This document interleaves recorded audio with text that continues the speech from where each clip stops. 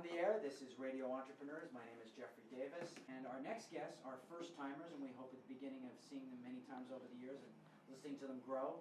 I'm ganged up on the desk. The studio is filled.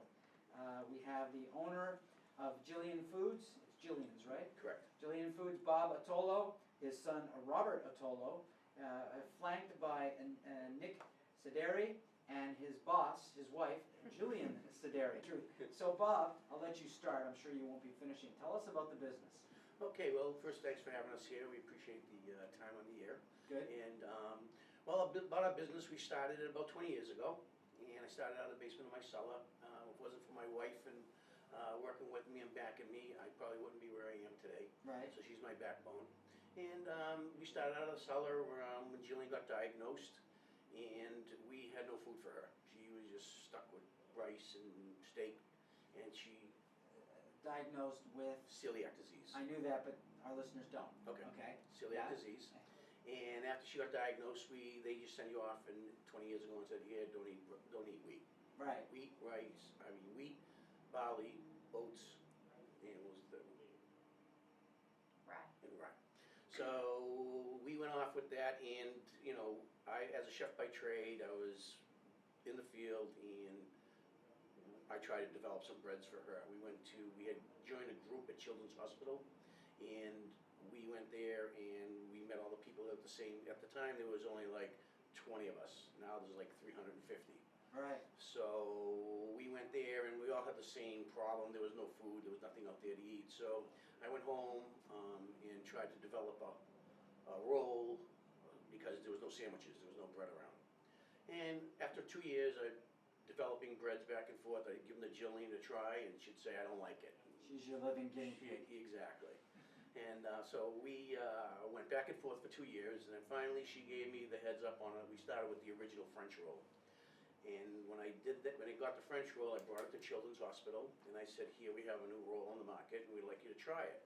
Well, the next day I got 40 phone calls, and we never stopped. We just were going and going and going and Because going. the need outstripped the capacity right from the beginning. Right from get-go. I was in my house. I had a small hot point oven, and the kids were actually having breakfast there. Where I was mixing with 2 KitchenAids, trying to do a little bit of rolls for mail order. That's where we started our business, was mail order. And then after that, we just kept on growing and growing, and people were talking to us. And then we went from there. We went out of the house a few years later. We went to a 1,000 square foot facility in Lynn. 2 years later, we outgrew that. We went to 5,000 square feet. 4 years later, we outgrew that. We're at 12,000 square feet now, and we outgrew that, and now we're going into another space with 19,000 square feet. So. Wow. And so who are you selling to? We're nationally based. We sell to Whole Foods. We sell to Publix, Shaw's. Under your brand or their brand?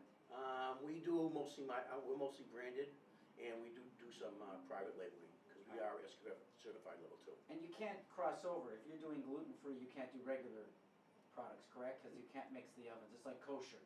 Exactly. We can't.